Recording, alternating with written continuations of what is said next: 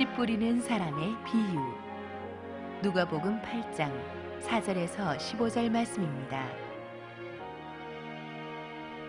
각 동네 사람들이 예수께로 나와 큰 무리를 이루니 예수께서 비유로 말씀하시되, 씨를 뿌리는 자가 그 씨를 뿌리러 나가서 뿌릴새 더러는 길가에 떨어지매 밟히며 공중의 새들이 먹어버렸고, 더러는 바위 위에 떨어지매 싹이 났다가 습기가 없으므로 말랐고, 더러는 가시떨기 속에 떨어지매 가시가 함께 자라서 기운을 막았고, 더러는 좋은 땅에 떨어지매 나서 100배의 결실을 하였느니라. 이 말씀을 하시고 외치시되, 들을 귀 있는 자는 들을지어다. 제자들이 이 비유의 뜻을 물으니 이르시되, 하나님 나라의 비밀을 아는 것이 너희에게는 허락되었으나 다른 사람에게는 비유로 하나니, 이는 그들로 보아도 보지 못하고 들어도 깨닫지 못하게 하려 함이라. 이 비유는 이러하니라. 씨는 하나님의 말씀이요 길가에 있다는 것은 말씀을 들은 자니, 이에 마귀가 가서 그들이 믿어 구원을 얻지 못하게 하려고 말씀을 그 마음에서 빼앗는 것이요, 바위 위에 있다는 것은 말씀을 들을 때에 기쁨으로 받으나 뿌리가 없어 잠깐 믿다가 시련을 당할 때에 배반하는 자요, 가시떨기에 떨어졌다는 것은 말씀을 들은 자이나 지내는 중 이생의 염려와 재물과 향락의 기운이 막혀 온전히 결실하지 못하는 자요, 좋은 땅에 있다는 것은 착하고 좋은 마음으로 말씀을 듣고 지키어 인내로 결실하는 자니라. 할렐루야. 우리 하나님께 감사와 영광의 박수를 드리겠습니다.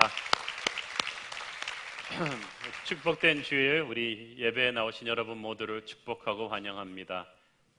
그 당시 유대나라 전체가 부흥의 상태에 있었습니다. 그것은 세례 요한으로부터 시작해서 메시아이신 예수님의 사역으로 최절정기에 달한 부흥의 열기였습니다. 구약의 말라기 선지자를 끝으로 400년 동안 하나님께서는 아무 말씀도 이스라엘 백성들에게 주시지 않으셨습니다. 그러다가 이제 세례 요한을 보내셨고, 이제 아들 예수 그리스도를 보내셔서 유대 마을 곳곳마다 하나님 말씀을 선포하셨습니다. 많은 사람들의 병이 나았습니다. 귀신들이 떠나갔습니다. 그래서 12제자를 비롯한 구름대처럼 많은 사람들이 예수님을 따라다녔습니다. 예수님이 가는 곳마다 엄청난 열기와 기적과 부흥이 파도처럼 몰아쳤습니다. 하지만 예수님께서는 흥분하지 않으셨습니다. 오히려 그 구름대처럼 모여든 사람들을 향해서 굉장히 중요한 말씀을 하십니다. 예수님은 사람들의 이 겉으로 보이는 이 강렬한 이 감정적인 반응이 오래가지 못한다는 것을 알고 계셨습니다. 이들이 정말 말씀을 영혼 깊은 곳까지 흡수해드리지 못한다면 마치 구멍난 그릇에 물 받듯이 아무 소용이 없다는 것을 너무나 잘 알고 계셨습니다. 부흥은 반드시 삶의 변화, 라이프 트랜스포메이션으로 이어져야 하는데, 그것은 말씀에 반응하는 우리의 태도에 달려 있습니다. 오늘의 말씀인 이 씨 뿌리는 자의 비유는 우리가 어렸을 때 주일학교 다니신 분들도 익히 들어 알고 있는 유명한 스토리입니다. 그 당시 이스라엘 사람들은 농경 문화, 목축 문화이기 때문에 이 예화가 굉장히 친근하게 다가왔을 것입니다. 씨 뿌리는 자가 씨를 뿌리는데 네 종류의 땅이 있다고 했습니다. 첫째는 씨가 길가에 뿌려진 경우고, 둘째는 씨가 바위 위에 떨어진 경우, 셋째는 이 씨가 가시덤불 속에 떨어진 경우, 네 번째는 좋은 땅에 떨어진 경우입니다. 예수님께서 갑자기 이 비유를 통해서 이 군중들에게 말씀하신 이유가 무엇입니까? 10절 같이 읽습니다. 시작. 이르시되, 하나님 나라의 비밀을 아는 것이 너희에게는 허락되었으나 다른 사람에게는 비유로 하나니, 이는 그들로 보아도 보지 못하고 들어도 깨닫지 못하게 하려 함이라. 예수님께서는 하나님의 나라의 영적인 비밀을 아무에게나 막 남발하지 않으셨습니다. 그건 우리도 그렇지 않습니까? 우리 자신의 속내를 내가 사랑하지도 신뢰하지도 않는 사람에게 막 털어놓지 않잖아요. 예수님께서도 하나님의 말씀을 하나님이 사랑하는 자녀, 하나님을 순종하는 자녀만 들을 수 있도록 영적인 코드를 걸어 놓으셨습니다. 그래서 보통 사람은 잘 못 알아듣습니다. 강팍한 사람들, 자기 마음의 지식의 교만, 경험의 교만이 가득 차서 그저 재미거리, 비판거리로 어프로치하는 사람들에게는 말씀을 들어도 깨닫지 못합니다. 그러니까 여러분, 듣는다고 듣는 게 아니에요. 제가 중학교 2학년 때 이민을 갔는데, 이민 가서 첫날 학교 가서 백인 선생님 말을 듣는다고 들리는 게 아니더라고요. 저는 이민 가기 전에 미국 사람들이 다 한국말 하는 줄 알았어요. 왜냐하면 한국 TV에서 나오는 주말의 명화 이런 데 보면은 미국 사람들이 유창한 한국말을 하길래 미국 가도 별 문제가 없겠거니 갔더니 미국 사는 미국 사람들은 영어를 하더라고요. 그래서 전혀 못 알아들었어요. 그러니까 굉장히 답답했습니다. 아마 영적으로 이 깨달음이 없이 하나님의 말씀을 듣는 분들 심정이 그럴 것입니다. 여러분이 말씀을 통해서 은혜를 받으신 것은 깨달았기 때문이거든요. 깨달았다는 것은 하나님이 열어주셨기 때문이에요. 내가 똑똑해서 은혜 받은 게 아니에요. 하나님이 열어주신 거예요. 여러분이 말씀을 통해서 오늘 여러분의 현실을 짚어주시는 하나님의 위로와 지혜를 느낀다면 그것은 하나님이 하신 거예요. 하나님이 은혜를 주시기로 하셨기 때문입니다. 그래서 말씀을 듣고 깨닫고 은혜 받을 수 있는 것은 정말 축복입니다. 자, 예수님께서 이 씨 뿌리는 자의 비유에서 말씀하시는 씨는 무엇입니까? 11절에 보니까 이 씨는 하나님의 말씀이다 라고 했어요. 그러므로 씨의 품질에 대해서는 물어볼 것도 없습니다. 최상품입니다. 문제는 그 씨가 떨어진 토양이 어떤 땅이냐, 땅이 어떤 것이냐에 따라서 말씀의 결말이 결정됩니다. 말씀이 떨어지는 토양, 이것이 바로 우리의 마음밭이에요. 자, 첫 번째 종류의 마음밭은 어떤 밭입니까? 5절 같이 읽습니다. 시작.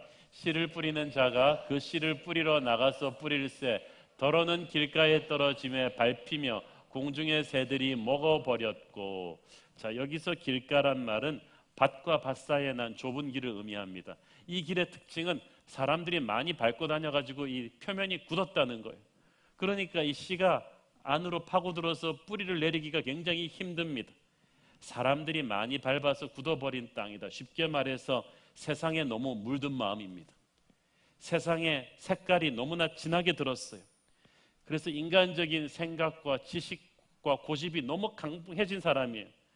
너무 세상을 열심히 바라보고 있는 사람입니다. 세상적인 지식이 너무 많거나 인생에서 산전수전 다 겪어서 자기 고집과 경험이 많은 분들이 이 부류에 속합니다. 이런 분들한테 하나님의 말씀이 들어가기 참으로 어렵습니다. 팔짱을 끼고 째려보면서 듣는 분들이 바로 이런 분들이죠. 그래서 하나님의 말씀은 보통 어렸을 때 듣는 게 쏙쏙 들어가요. 별로 아는 것도 없고 선입관도 없고 세상 경험도 지식도 많이 없는 어린아이들에게 하나님의 말씀 굉장히 잘 들어갑니다. 그래서 주일학교 때 하나님 말씀을 영접하지 않은 사람이 18세 이후에 하나님 말씀 영접하기가 굉장히 어렵다고 합니다. 듣고 깨닫지 못하는 거예요. 고린도전서 2장 14절 보겠습니다. 시작. 육에 속한 사람은 하나님의 성령의 일들을 받지 아니하나니 이는 그것들이 그에게는 어리석게 보임이요 또 그는 그것들을 알 수도 없나니 그러한 일은 영적으로 분별되기 때문이라. 하나님은 똑똑한 사람, 안 똑똑한 사람을 가리는 게 아니라 육에 속한 사람과 성령에 속한 사람을 가립니다. 육에 속했다는 것은 쉽게 말해서 세상적으로 너무 가득 차 있다는 거예요. 세상적인 지식과 경험이 너무 가득 차 있어서 영적으로 깨닫지 못하니까 교회를 다녔는데 영적으로 무기력해요. 교회 분위기는 느낄 수 있어도 진정한 천국을 경험하지 못합니다. 말씀이 자기 안에 뿌리 내리지 않았기 때문이죠. 그러면 이분들 어떻게 해야 됩니까? 어렸을 때 예수 믿지 않았으니까 이제 끝입니까? 아니에요. 그러면 이 강팍해진 이 마음밭은 성령의 불이 떨어져서 깨버려야 됩니다. 영혼의 교만이 부서지고 이 독선이 부서지고 이런 역사가 언제 일어날까요? 하나님께서 고난을 주시고 또 부흥의 불길을 주셔서 성령의 불이 임할 때 내 마음밭이 기경이 됩니다. 그래야 내 세상적인 사고방식으로 함부로 성경을 판단하지 않아요. 지식의 교만, 경험의 교만 다 깨어져 버리기를 바랍니다. 자, 마음밭이 너무 굳어서 길가의 말씀을 그대로 두면 어떤 일이 생길까요? 어떤 분은 팔자 좋게 그렇게 생각할지도 몰라요.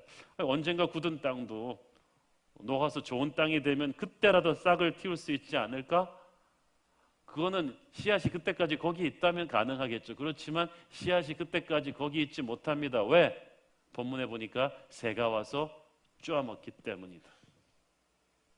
여기에 아주 중요한 영적 비밀이 있습니다. 이 새가 뭡니까? 12절 보겠습니다. 시작. 길가에 있다는 것은 말씀을 들은 자니 이에 마귀가 가서 그들이 믿어 구원을 얻지 못하게 하려고 말씀을 그 마음에서 빼앗는 것이요. 말씀이 떨어졌는데 이 마귀가 와서 빼앗아 간다는 거예요. 여러분, 그래서 이 말씀 듣는 시간이 영적 전쟁의 시간이에요. 전쟁에서는 타이밍이 생명이에요. 내가 공격하지 않으면 적한테 당하는 거예요. 내가 방어하지 않고 내둔 약점은 금방 적에게 먹히게 돼 있어요. 마귀는 우는 사자처럼 이 말씀이 내 안에 떨어지는 것을 탁 채갑니다. 말씀은 예수 믿지 않은 사람을 구원하게 하고 구원받은 하나님의 사람에게 힘을 주고 능력을 줍니다. 마귀는 그 말씀의 포텐셜을 너무나 잘 알고 있어요. 그 말씀이 들어가서 술주정뱅이가 술을 끊게 되고 더러운 생각을 하던 사람이 깨끗해지고 미움이 가득 찬 사람들이 용서의 마음으로 가득 차게 되며 이 말씀이 들어가서 물이 변화의 포도주가 되는 역사가 일어난다는 걸 알고 있어요. 이 말씀이 들어가서 가정이 회복이 되고 못된 습관이 고쳐지고 새로운 비전이 들어가고 지역이 변하고 나라가 변한다는 것을 마귀는 너무나 잘 알고 있어요. 하나님의 나라가 말씀을 통해서 확장된다는 것을 알고 있어요. 그래서 마귀는 목숨 걸었어요. 마귀 전략의 넘버원은, 프라이어리티는, 우선순위는 하나님의 말씀을 우리에게서 뺏는 것입니다. 하나님의 전략의 넘버원이 우리에게 말씀을 주시는 것이기 때문에 마귀의 총력전은 말씀을 뺏는 거예요. 그러므로 이게 시간이 없어요. 하나님의 말씀이 떨어지면은 즉시로 우리가 흡수해야 돼요. 그 말씀에 반응해야 돼요. 마음으로부터 아멘으로 받으면서 그 말씀이 내 안에 쑥 들어오게 해야 돼요. 그래서 그 말씀이 나를 다스리고 주도하게 해야 되는 거예요. 그 말씀대로 즉각 순종하고 그 말씀을 계속 묵상하고 선포하고 다니고 내 마음속으로 깊이 들어야 마귀가 와서 헛걸음치는 거예요. 이거 뭐지? 아무것도 없어. 그런데 이 말씀을 생각해보지 하고 그냥 선반에 놔두고 서랍에다가 간직하고 들바쁠 때 좀 보지 이러면 끝인 거예요. 왜냐하면 나중에 보면 없어요. 마귀는 타이밍을 놓치지 않거든요. 여러분, 그러니까 오늘 주신 말씀에 내가 오늘 반응하고 순종하지 않으면 그 말씀은 내일 마귀가 그냥 앗아가 본다고 보면 되는 거예요. 타이밍이 중요합니다. 받은 은혜가 새 나가지 않게 해야 됩니다. 주어진 시간이 그리 많지가 않아요. 오늘 주님 말씀을 주시면 여러분 즉시 반응하기를 바랍니다. 내가 이 말씀에 순종하겠습니다. 내가 이 말씀을 붙들겠습니다. 이 말씀이 나를 다스려 주옵소서. 그래야 이 말씀이 내 안에 쑥 들어와요. 그래야 마귀가 와서 허탕을 쳐요. 먹을 게 없는 거예요. 자, 두 번째는 바위 위에 떨어진 씨가 있다고 했습니다. 6절 읽습니다. 시작. 더러는 바위 위에 떨어짐에 싹이 났다가 습기가 없으므로 말랐고, 마태복음에서는 이 바위를 흙이 얕은 돌밭이라고 표현했습니다. 이게 뭐냐 하면은 바위는 바위인데 그 표면에 흙이 덮여 있어서 사람들이 다 그냥 좋은 땅인 줄 알았어요. 근데 밑은 바위였어요. 그렇지만 어쨌든 그 표면에 있는 흙 때문에 싹이 빨리 나지만 이 뿌리가 내릴 수가 없기 때문에 햇볕이 조금 들면은 그냥 말라버리고 맙니다. 여기에 대해서 이런 부류의 사람들을 주님이 뭐라고 하십니까? 13절 읽습니다. 시작. 바위 위에 있다는 것은 말씀을 들을 때 기쁨으로 받으나 뿌리가 없어 잠깐 믿다가 시련을 당할 때에 배반하는 자요. 한마디로 말해서 감정적인 사람, 충동적인 사람들을 뜻합니다. 하나님의 말씀을 들을 때 이들의 반응은 즉각적입니다. 이 본문에 보니까 말씀을 들을 때 기쁨으로 받는다는 거예요. 제가 번역하면 오버하면서 받는 거예요. 할렐루야 할렐루야 아멘 아멘 아멘 아멘. 설교를 듣고 난 뒤에 온 동네 사람 다 붙잡고 나 은혜 받았어. 나는 새 인생을 살 거야. 나는 정말 새로운 사람이야. 이런 분들은 헌신하라고 할 때마다 일어납니다. 그래서 목회자를 비롯한 많은 분들이, 교회 지도자들 이런 분들을 보면서 깜빡 속아요. 저런 신실한 형제를 우리 사역팀으로 영입해야겠다. 그래가지고 사역팀마다 주일학교 교사하세요, 뭐 이거 하세요 하고 합니다. 그러면 막 몸값이 막 올라갑니다. 그러면 자기도 막 착각을 합니다. 사실 본인들도 거짓으로 그런 건 아니었을 거예요. 그 당시는 진실한 마음인데 이분들이 너무 감정적이래 가지고 금방 바닥을 드러냅니다. 언제 바닥이 드러납니까? 우리가 믿음의 진가를 검증하는 게 딱 두 개 있어요. 하나는 시간이고 또 하나는 시련이에요. 둘 다 시자로 시작합니다. 특히 시간이 지나면서 시련이 닥치면 어떻게 한다 그랬어요? 영어 성경에 보니까 시련을 당할 때 배반한다. They all fall away. 그냥 떨어져 나간다는 거예요. 하나님을 믿어도 살면서 반드시 시련이 옵니다. 특별히 은혜 받고 좀 제대로 해보려고 하면 반드시 시련이 오는데 이때 그들이 곧 떨어져 나간다는 거예요. 너무나 허무하게 맥없이 무너진다는 거예요. 마라톤을 시작할 때는 100명이 시작했는데 조금만 달리다 보니까 그게 90이 되고 80이 되고 떨어져 나가는 거예요. 조금만 어려운 일 닥치면은 사람 원망하고 교회 원망하고 나중에 하나님 원망합니다. 그렇게 열정적이던 교회 봉사도 잘 안 하고 은혜의 자리에 잘 나오지도 않습니다. 교회는 주님의 군대예요. 군대는 병사마다 지키는 포스트가 있는데 그 포스트를 말도 안 하고 막 타령해 버려요. 그러면은 얼마나 교회가 어지러워져요. 전에는 혼자 예수 다 믿는 것처럼 하더니 이제는 거의 불신자의 모습 같이 변합니다. 그러다가 또 회개해요. 그리고 다시 돌아온다는 거예요. 아주 믿음의 기초가 약한 사람입니다. 마가복음에 보니까 이런 사람은 뿌리가 없어서 오래 버티지를 못한다고 했어요. 이거 굉장히 중요합니다. 물론 감정도 중요하죠. 그렇지만 뿌리 깊은 나무가 돼야 돼요. 여러분, 그 나무가 겉으로 드러난 모습은 전체 길이의 3분의 1밖에 안 되는 거 아십니까? 땅 밑에 보이지 않는 그 뿌리의 길이가 3분의 2라는 거예요. 그만큼 뿌리가 깊어야 모진 비바람에도 견딜 수가 있다는 뜻입니다. 우리가 제대로 된 신앙을 가지려면 말씀 안에 깊이 뿌리 내려야 돼요. 사람들이 보지 못하는 내면 세계를 충실하게 다져야만 돼요. 사람들이 우리 기도하는 거 보지 못해요. 우리가 얼마나 하나님과 진실하게 말씀으로 교제하는지, 말씀대로 살려고 몸부림치는지 보지 못하지만 이 보이지 않는 이 내면 세계에서의 영적 성장이 중요한 거예요. 말씀을 붙잡고 그렇게 몸부림치는 사람은 세월이 지나면서 점점 영적인 근육이 생겨요. 영적인 내공이 생기는 거예요. 뿌리가 생기는 거예요.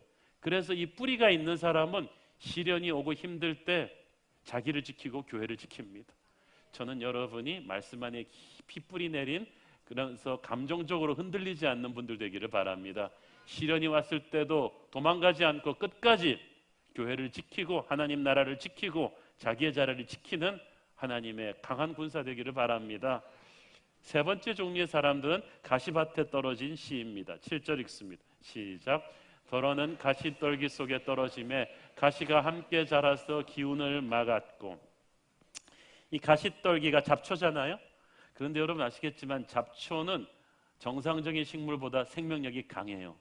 그래서 잡초처럼 끈질기다 그러잖아요. 그래서 같이 자라는 거예요. 같이 자라니까 어느 정도까지는 뿌리를 내리고 잘 자라는데 문제는 기운이 센 가시떨기가 옆에서 자라면서 햇볕을 막습니다. 그러면 광합성 작용이 잘 안 돼요. 그것만 뿐입니까? 땅 속에서 성장하기 필요한 수분과 이 영양분을 많이 빼앗아가 버립니다. 그러니까 함께 자라서 기운을 막았다는 것은 영어 성경에서 choke the plants, 씨가 자라면서 숨통을 막았다는 거예요. 숨통을 캑캑 틀어지면서 자라니까 얘는 영양실조 식물이에요. 자라긴 자라는데 누렇고 비실비실 간신히 숨만 붙어있는, 자기만 간신히 천국 가는 크리스찬입니다. 무기력한 크리스찬임. 무슨 뜻입니까? 14절 읽습니다. 가시떨기에 떨어졌다는 것은 말씀을 들은 자이나 지내는 중 이생의 염려와 재물과 향락의 기운이 막혀 온전히 결실하지 못하는 자요. 자, 말씀을 조금 듣긴 들었어요. 그런데 나중에 온전히 결실을 하긴 하는데 온전히 하지는 못해요. 하나님이 원하는 풀 포텐셜까지 가지 못한다는 거예요. 헤비급을 싸워야 되는데 미들급도 못 싸우고 무너진다는 거예요. 금메달을 10개를 따야 될 사람이 1개도 못 딴다는 거예요. 온전히 결실하지 못하게 하는, 100명을 전도해야 될 사람이 10명도 전도 못하고 끝내는, 누가 이 포텐셜을 죽입니까? 말씀을 들을 때 이 가시떨기가 죽이는 거예요. 이 가시떨기의 첫 번째 이름은 바로 이생의 염려입니다. 세상 걱정입니다. 산다는 것이 끊임없는 문제에 직면하는 것이고, 돈 문제, 건강 문제, 가정 문제, 사업 문제, 교회 문제, 끊임없이 문제가 일어나는 것이고, 문제는 끊임없이 우리로 하여금 그것을 걱정하게 만듭니다. 퇴근해서 집에 와도 회사에서 일어났던 일이 걱정이 되죠, 여러분. 특별히 책임자의 자리에 있는 분들 걱정이 됩니다. 근심 걱정, 아무것도 없는 사람, 죽은 사람뿐입니다. 산다는 것은 끊임없는 문제를 마주쳐서 걱정거리를 안고 사는 거예요. 어떤 분은 걱정을 너무 많이 하는 나머지 어느 날은 걱정거리가 없는 게 걱정이에요. 오늘은 왜 걱정이 없지? 이상한데? 내가 모르는 뭔 문제가 있는 게 분명해. 사랑하는 성도 여러분, 문제를 문제화시키면 진짜 문제가 됩니다. 문제가 없는 사람이 없지만 그걸 붙들고 너무 깊이 묵상하지 마십시오. 문제를 너무 문제화시키면요, 말씀에 집중을 못해요. 이게 마귀가 원하는 거예요.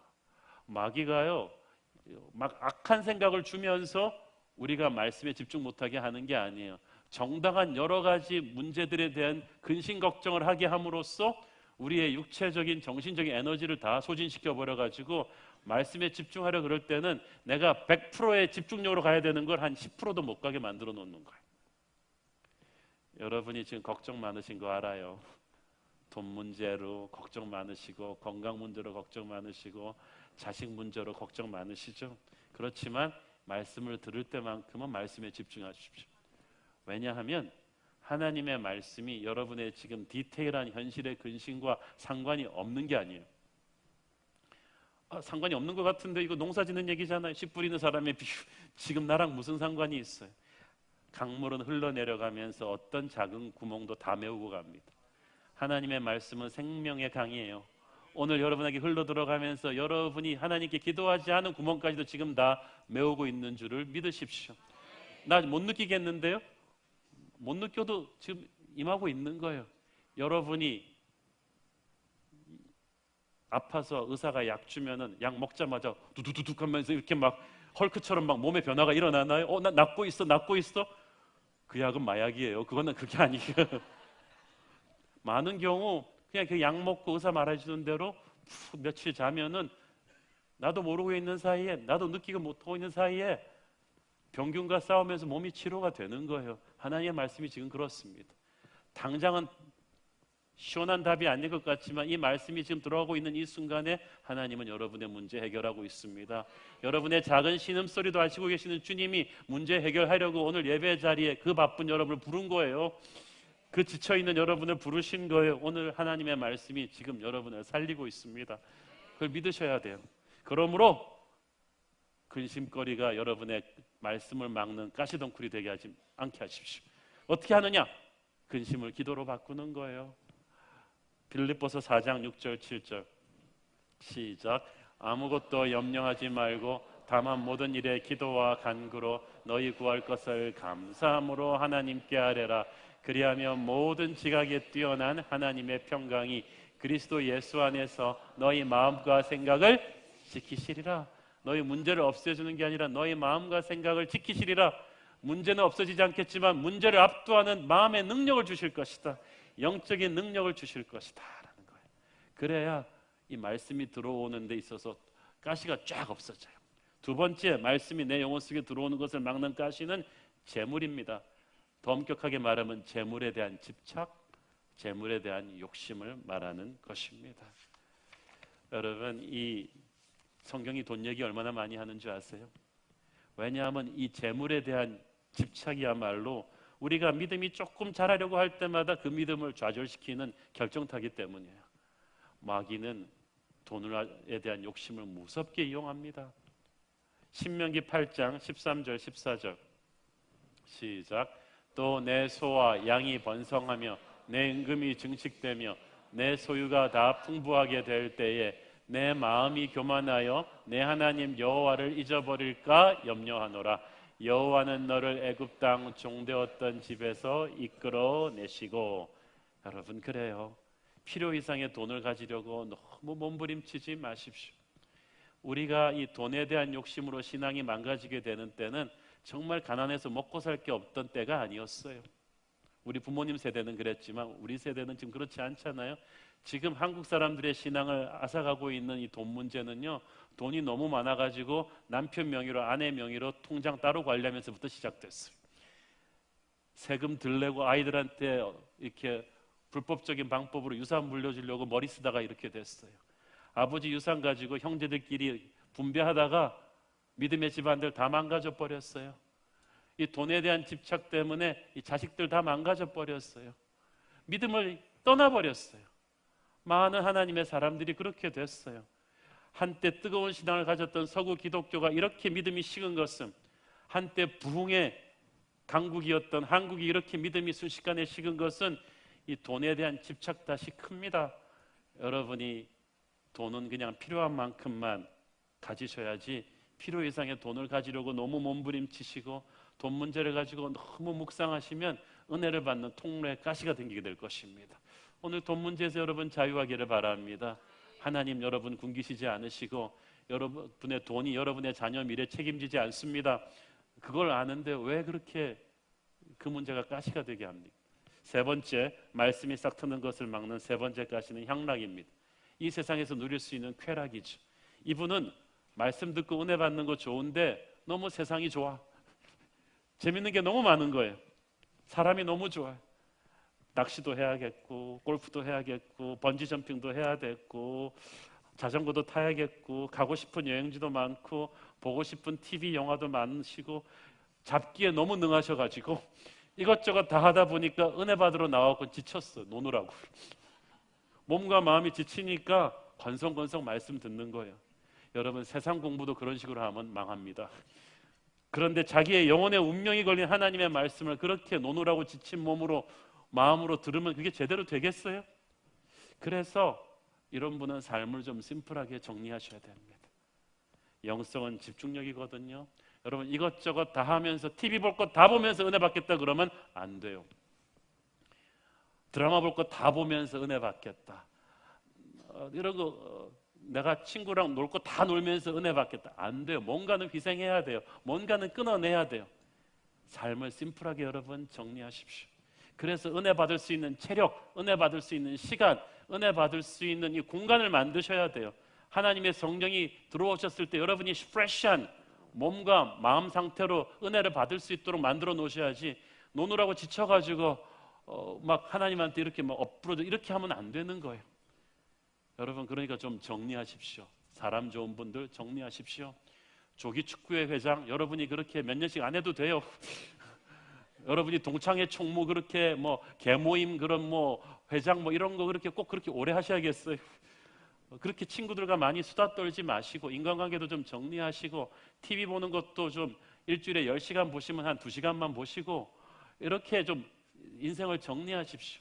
세상에서 누릴 수 있는 거 다 누리다 보면은 가장 소중한 하늘의 기쁨을 누릴 시간이 없어요. 공간이 없는 거예요. 인생을 심플하게 정리하는 여러분 되기를 바랍니다. 자, 좋은 땅에 떨어진 씨가 있어요. 마지막 부류입니다. 8절 읽습니다. 시작. 더러는 좋은 땅에 떨어짐에 나서 100배의 결실을 하였느니라. 이 말씀을 하시고 외치시되 들을 게 있는 자는 들을지어다. 예수님께서 좋은 땅에 떨어진 사람들한테 집중하신 거 보이시죠? 외치셨다 그랬어요. 막 흥분하셨어요. 예수님은 이분들한테 관심이 있는 거예요. 좋은 땅에 떨어진 너희들에게 나는 관심이 있다. 귀를 쫑긋 열고 들어라. 이 말씀이 너희들을 살릴 것이다. 변화시킬 것이다. 부흥시킬 것이다. 주님이 우리에게 말하고 있는 거예요. 그렇죠? 자, 여기서 좋은 땅에서 결실하는 프로세스를 주님이 세 가지 스텝으로 말씀하십니다. 15절 읽습니다. 시작. 좋은 땅에 있다는 것은 착하고 좋은 마음으로 말씀을 듣고 지키어 인내로 결실하는 자리라. 첫째는 착하고 좋은 마음으로 말씀을 듣는다. 둘째는 말씀을 지킨다. 셋째는 인내로 열매를 맺는다. 첫째, 착하고 좋은 마음으로 말씀을 들어야 돼요. 착하고 좋은 마음이란요, 말씀을 귀하게 생각하는 마음이에요.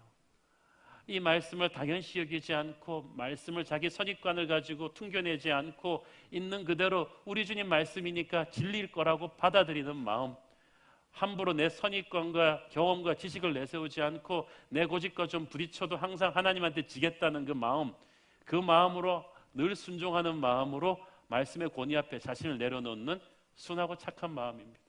말씀을 귀하게 받아들여요. 흡수하는 거예요. 요즘 한국은 너무 설교가 많아가지고 설교 시간이 조금만 길어지면 막 교인들이 노골적으로 싫어한다고 합니다. 우리 교회 말고 다른 교회도 그런데. 그런데 우리 한국 목사님들 중국 갔다 오면은 은혜 받으세요.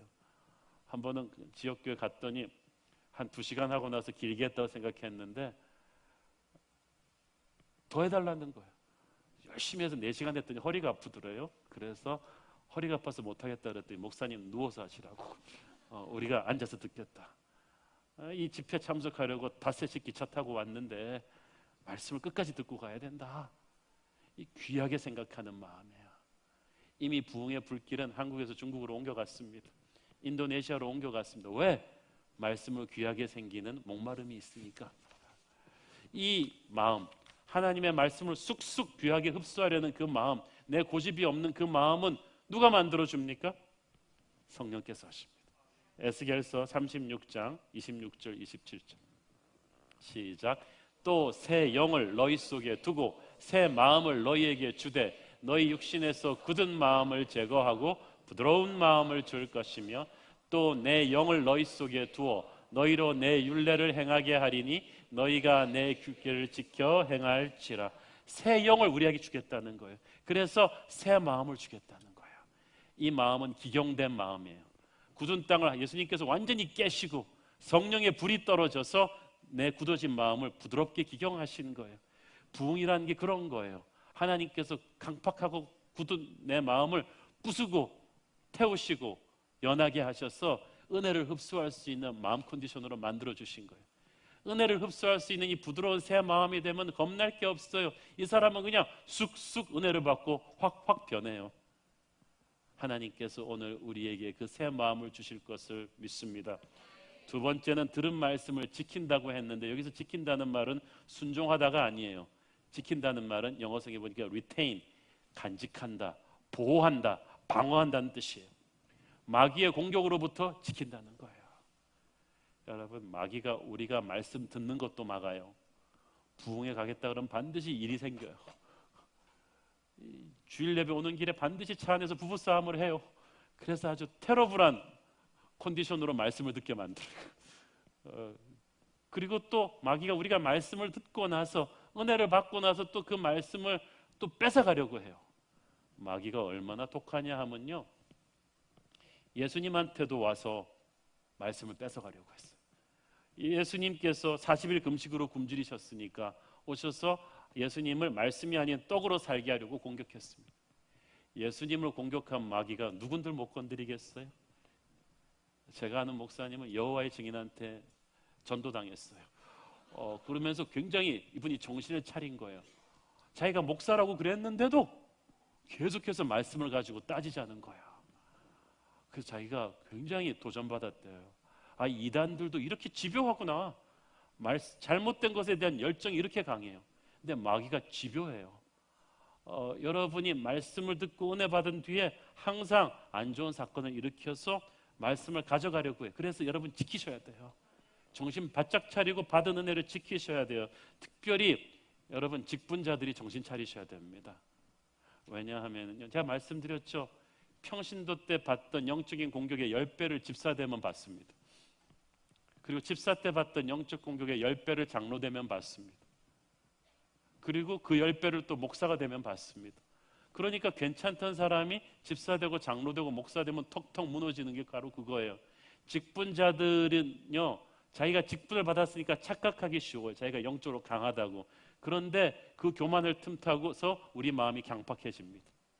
말씀을 부드럽고 강렬하게 빨아들였던 그 첫사랑의 그 심령이 없어진 거예요. 그러면 병든 거예요.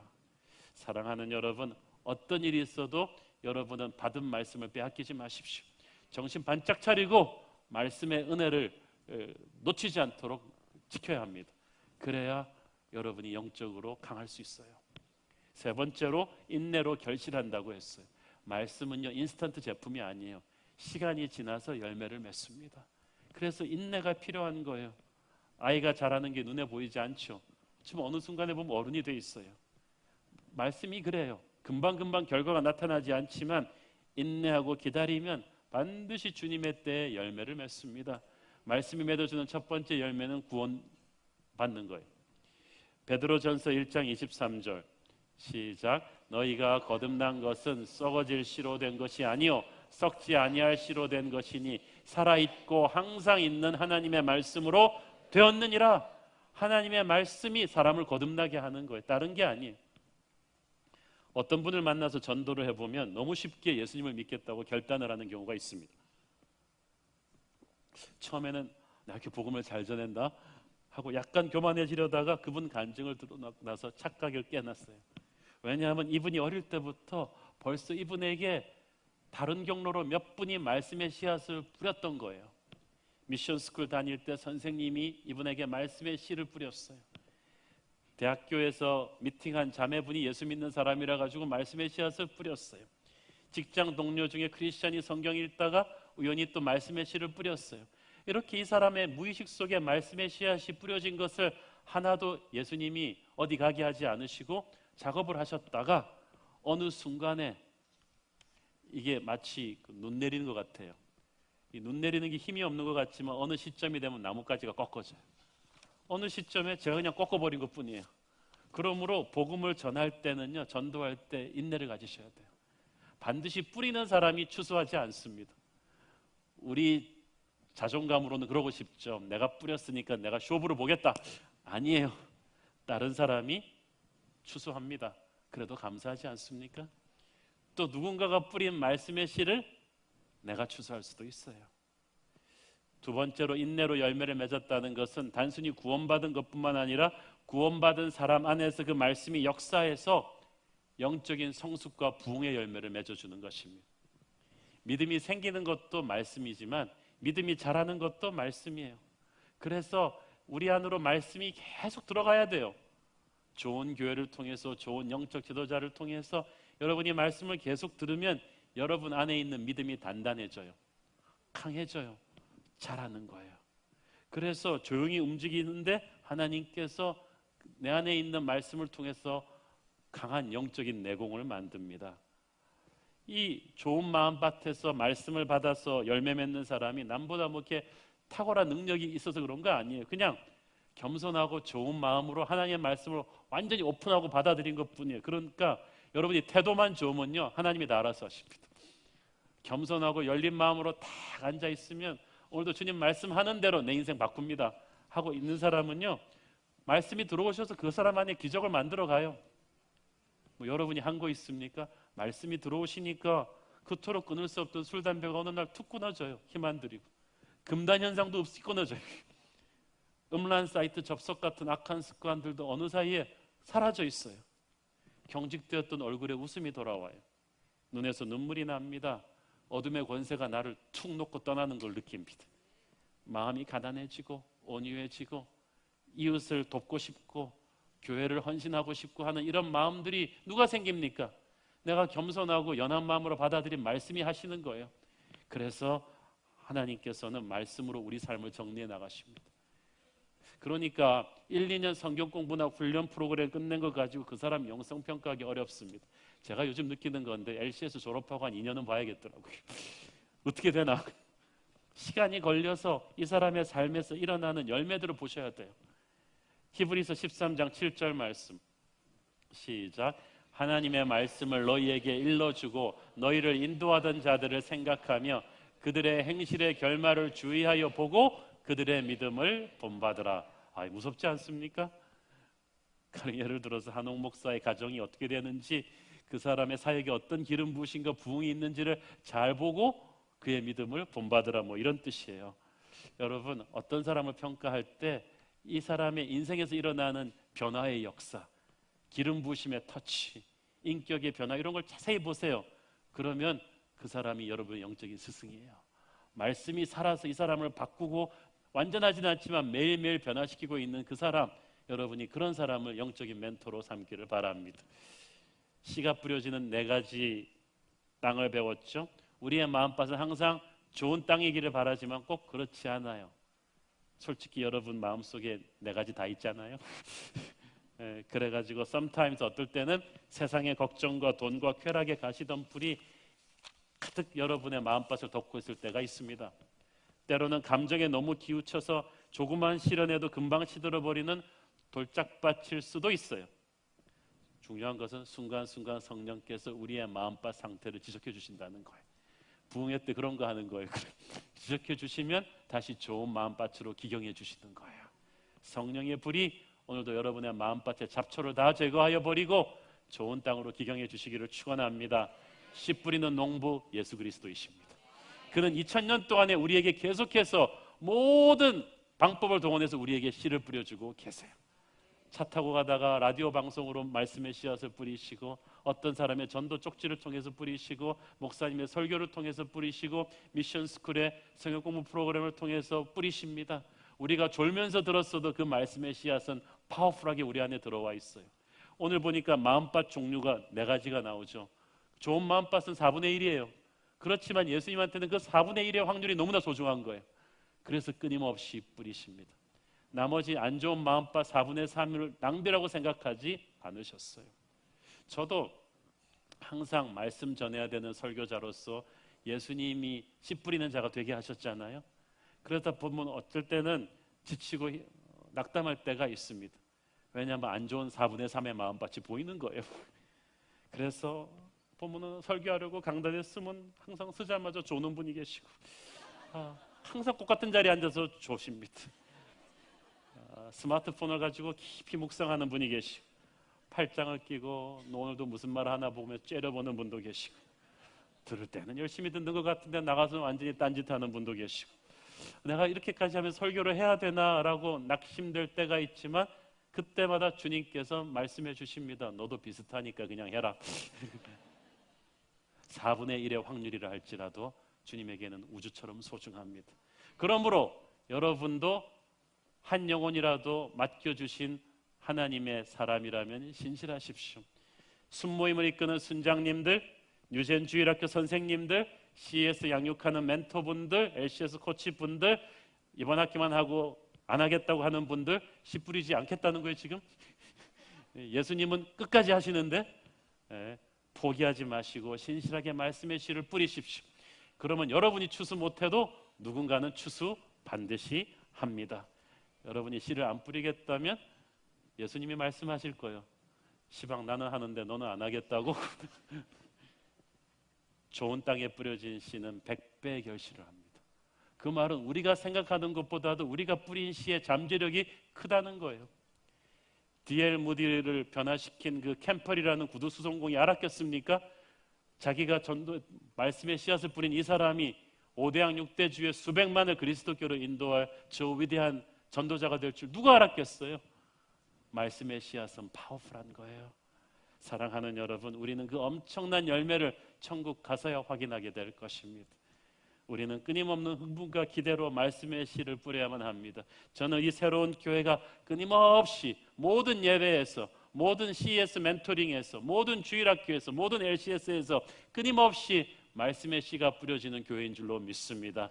그래서 30배, 60배, 100배의 엄청난 열매들을 맺어서 우리 주님 기쁘게 해드리는 그런 교회 되기를 원합니다. 기도하겠습니다.